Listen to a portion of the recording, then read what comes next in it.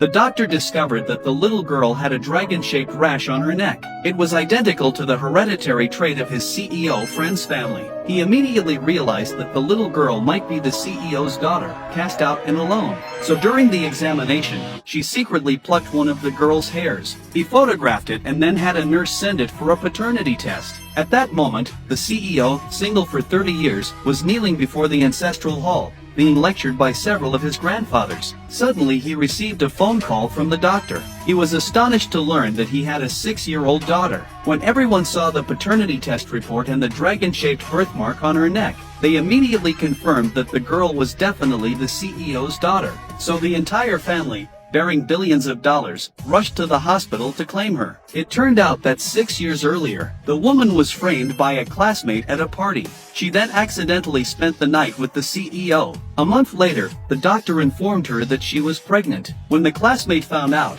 they instantly spread the news throughout the school, and even used connections to have her expelled. From then on, the girl could only work as a hotel waitress to raise her daughter. It wasn't until 6 years later, when her daughter developed a fever, that their identities were exposed. This immediately alarmed the CEO's entire family. Unexpectedly, after the CEO stormed into the hospital with a group of men in black, he happened to brush past the woman without recognizing her. The doctor proudly announced that he had found the CEO's daughter, yet when he opened the ward door, no one was inside. They realized that the woman and her daughter had already left. The CEO ordered his bodyguards to seal off all exits of the hospital, determined to find the mother and daughter at all costs. Meanwhile, the grandfather, who had difficulty moving, was on his way to the hospital, when he was knocked down by a female driver while crossing the street. The driver showed no concern for whether he was injured. Instead, she mocked him for not having the money to pay for it. Fortunately, the little girl appeared just in time, declaring that it was a crosswalk and the driver was at fault, so her grandfather could not be blamed.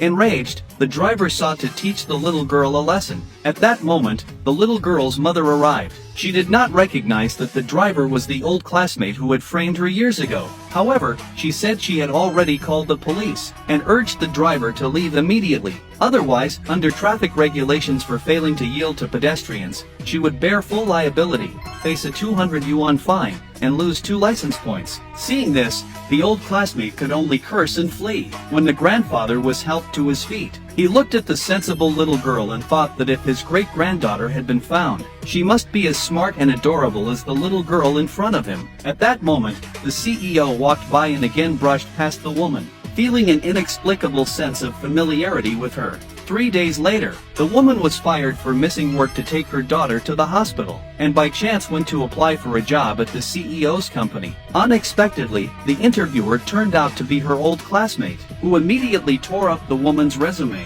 claiming the company would never hire someone as unchaste as her. Just then, the CEO happened to walk by. Upon realizing that the woman was the grandfather's lifesaver, he immediately rushed into the meeting room, apologized on behalf of the company, and announced that she could bring her child to work with her. The woman was overjoyed, knowing she no longer had to worry about her daughter's tuition, and could care for her daughter. Little did she know that her old classmate already harbored deep hatred toward her. The next day, the woman brought her daughter to work at the CEO's electronics factory, where her old classmate had bribed the workshop supervisor. The supervisor called the woman into his office to make things difficult for her. Hearing her daughter cry, the woman immediately rushed out, only to have her old classmate falsely accuse the girl of spilling water on freshly processed parts. Now the factory's finished products were ruined, and they wanted not only to fire the woman but also to have her compensate for the losses. Seeing this, the woman hurriedly asked her daughter if she had damaged those parts, and the daughter tearfully denied it. The old classmate accused the little girl of lying, then grabbed the woman's clothes, claiming the woman had emerged from the supervisor's office in disheveled clothing, insinuating an improper relationship with the supervisor.